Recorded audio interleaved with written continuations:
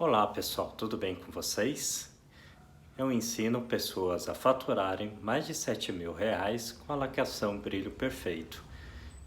Eu me chamo Carlos e eu sou da Pintura Laca. E hoje eu vou falar sobre o excesso de informação. Sim, o excesso de informação para a pintura laca é um dos principais fatores que faz com que as pessoas ou desistam, ou se perca no caminho, ou, enfim, se atrapalhe tanto que ele não consegue nem mais saber como iniciar novamente.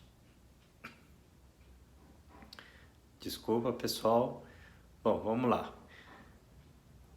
O que normalmente acontece quando nós estamos iniciando uma jornada nova de aprendizado, de conhecimento? A gente quer, principalmente hoje com a internet, a gente pega YouTube, enfim, toda a parte de pesquisa e a gente quer assistir tudo, absolutamente tudo que aparece na nossa frente. E aí tem a pessoa que fala de um determinado assunto e ela mostra, por exemplo, como regula uma pistola de pintura. E aí a pessoa explica lá, dá tantas voltas para um lado, tantas voltas para o outro, a pressão tem que ser X, enfim, ela coloca esses parâmetros. Aí você vai para um outro vídeo e aí outra pessoa ela chega e começa a falar assim, não, em vez de ser 2 voltas, é 3 voltas, a pressão em vez de ser X é Y, e aí vai. E aí o que acontece na nossa cabeça? Cria uma verdadeira salada, uma verdadeira confusão, uma verdadeira confusão mental. E aí você soma a confusão mental relacionado à parte de pistola, aí depois você pensa assim, mas e a diluição? Como que eu faço a diluição da laca? É outra confusão mental, né? Porque, por exemplo, dos fabricantes ao qual eu trabalhei e trabalho, ele fala assim, que você dilui até 30%, dependendo do acabamento, ou tem fabricante que chega e fala até 100% de diluição. E aí, novamente, você vai assistir um vídeo que a pessoa fala, não, tem que diluir não sei quantos por cento. E aí você vai lá, tenta fazer e não funciona, né? Mesma coisa a catálise, vai ter gente que vai falar, não tem problema nenhum misturar fabricantes. Outro, que é a linha que eu sigo, fala assim, não, você segue a mesma marca para diluente, para catalisador, a mesma marca da tinta, né?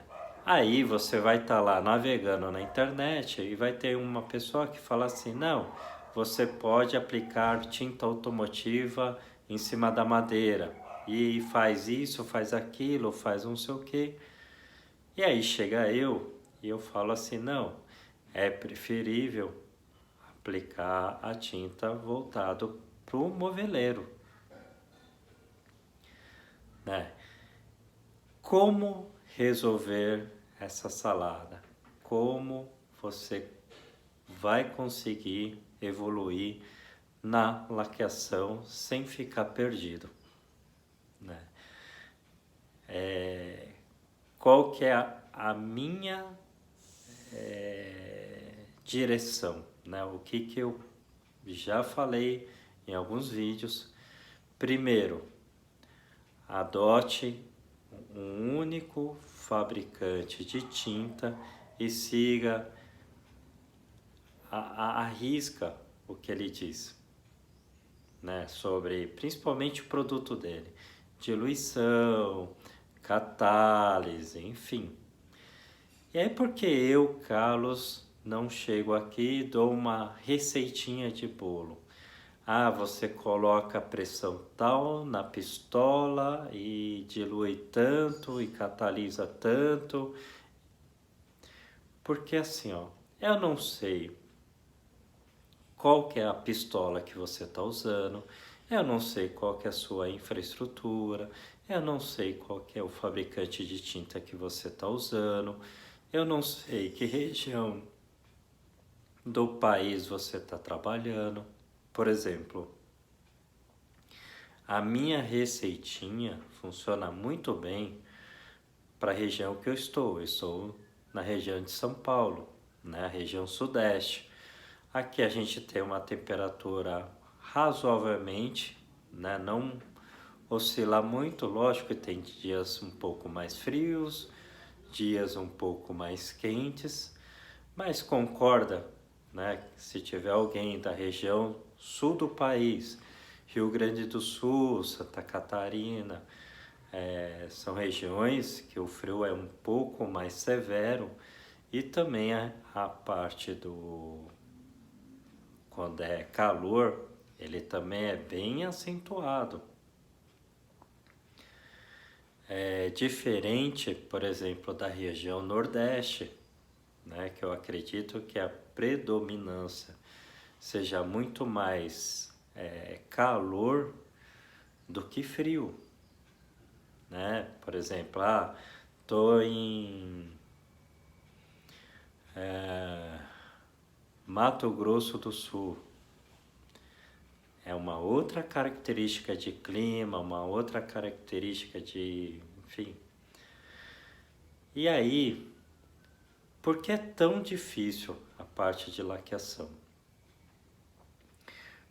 Porque a tinta é um produto químico, né? E um produto químico, ele sofre bastante a interferência do clima, da temperatura, da umidade.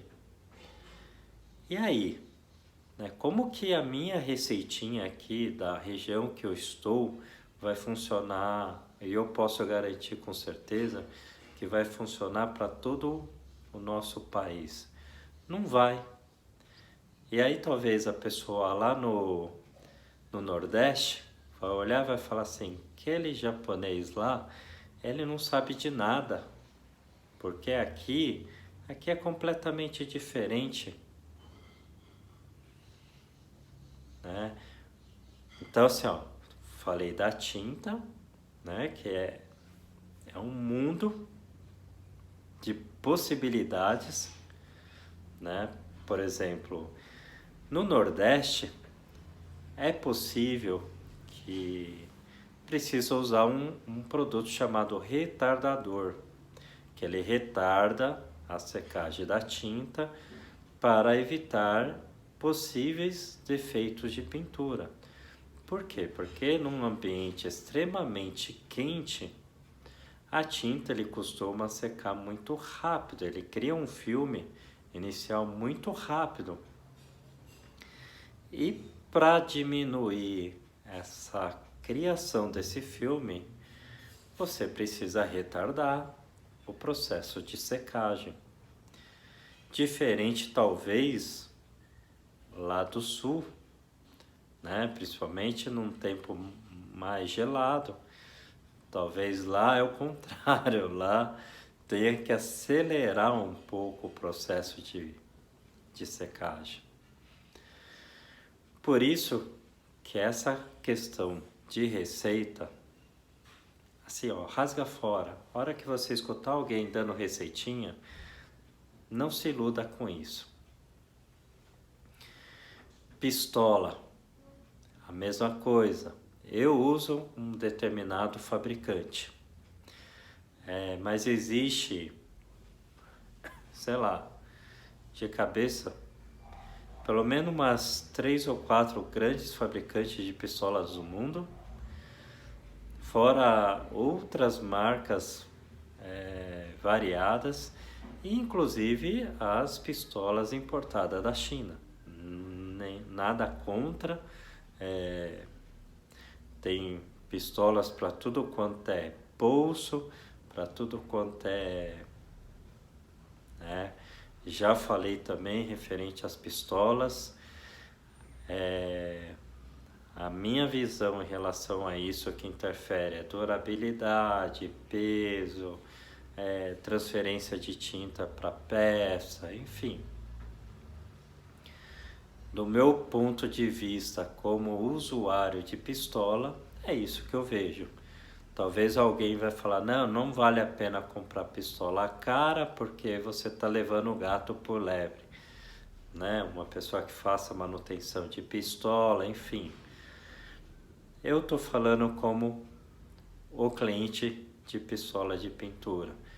Percebo eu claramente que uma pistola com uma tecnologia mais avançada, ele consegue fazer o rendimento da tinta ser muito maior, consegue dar um acabamento melhor para a pintura e é mais tranquilo. De repente até o peso da pistola é mais tranquilo de manusear, enfim.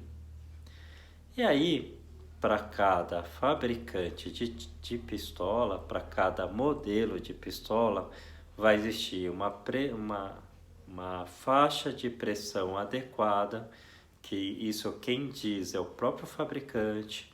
Ele vai te falar qual que é a diluição recomendada para usar dependendo do bico, dependendo da tecnologia da pistola. E aí, né? Se cada fabricante tivesse, sei lá, em torno de 5 linhas de pistolas diferentes, vamos supor que eu falei que deve ter mais de 10 fabricantes, estão falando de pelo menos 50 possíveis especificações e regulagens diferentes de cada pistola. Não sei se eu estou conseguindo ser claro nessa questão. Então, novamente eu falo, não tem a tal da receitinha, uma volta para um lado, duas para o outro. Isso talvez é para abrir cofre. Brincadeiras à parte, mas é isso que eu penso.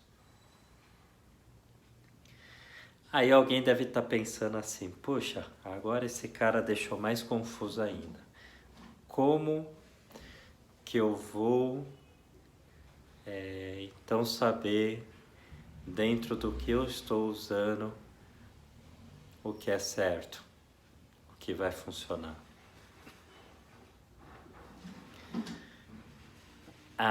Eu falei também assim, ó, do ambiente. Por exemplo, eu aqui no meu ambiente de trabalho é uma forma. Por exemplo, se eu vou fazer uma aplicação na residência do meu cliente, dependendo de como que tá, onde está posicionado, onde está a janela, onde tem incidência de luz, aonde não tem, é outro mundo, é outro, é outra forma de pintar. Aí agora complicou tudo, né, pessoal? Então vamos lá. O que não muda? E aí eu vou falar assim, ó, da pistola. Ou, aliás, vou começar pela pistola. O que não muda numa pistola? O fabricante vai te dizer qual que é a pressão entre a mínima e a máxima que ele recomenda você trabalhar com aquele equipamento sem danificar. Né? Então isso o fabricante ele te dá, independente da marca, independente do preço, independente do que for, ele vai te dar, porque isso é a garantia do fabricante que o produto dele vai funcionar. beleza? Olhei, Carlos, beleza. Pega a pistola e conheça, manuseie, coloca lá um pouco de tinta, pega uma superfície, um papelão, um pedaço de madeira, qualquer coisa, e mexa. Regule, entenda como funciona o LED, como funciona a pressão, como funciona tudo. Tinta, vai lá, consulta lá a receitinha da tinta e aí por aí. Ambiente, entenda qual que é o fluxo, qual que é a iluminação do ambiente a qual você está tendo que pintar. Diante dessas informações, você tem que gravar na sua cabeça a condição ideal para cada assim, para tinta, para pistola e para o ambiente. Mas antes de você ter esse parâmetro, porque aí você deve estar perguntando assim, tá, Carlos, o que vai funcionar para mim? Você precisa ter o conceito. Você precisa entender a tinta, o conceito da tinta. E o que eu quero falar do conceito da tinta? Primeiro, por que catalisa uma tinta PU, uma tinta acrílica? E por que não catalisa uma tinta à base de nitrocelulose? Se você não souber isso, já começou mal. E lá no site do fabricante, normalmente tem a explicação. Segundo, por que dilui? E por que até 30%? E não porque um pouco mais ou um pouco menos.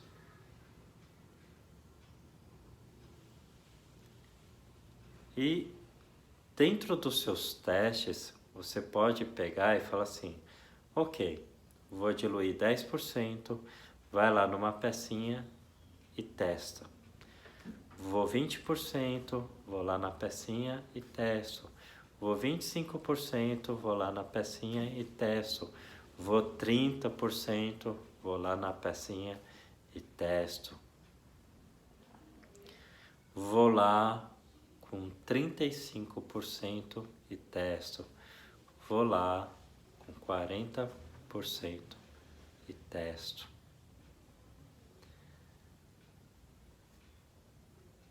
Sem mexer absolutamente nada na regulagem da pistola.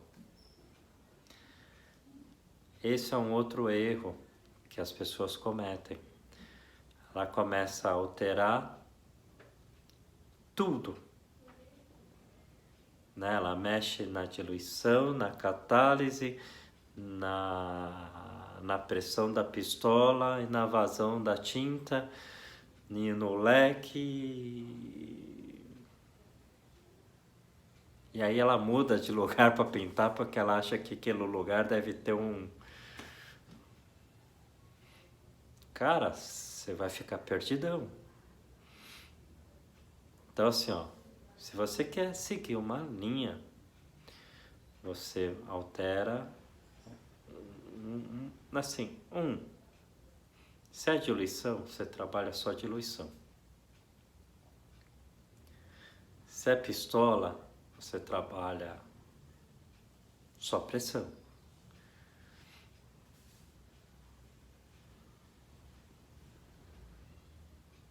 Ou vazão, ou leque. Mas nunca tudo ao mesmo tempo.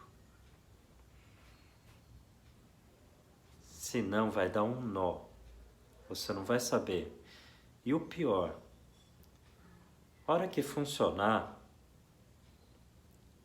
você não vai conseguir repetir de novo, porque você mudou tanta coisa.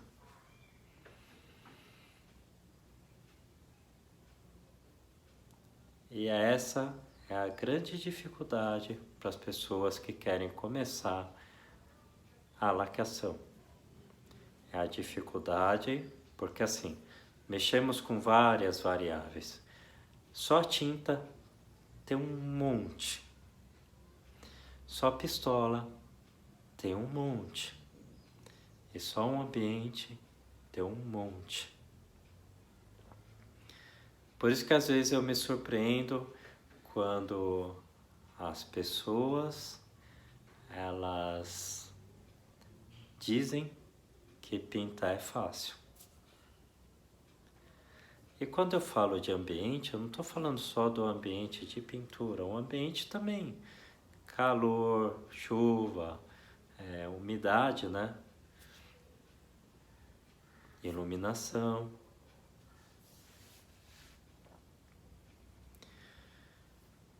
E para finalizar,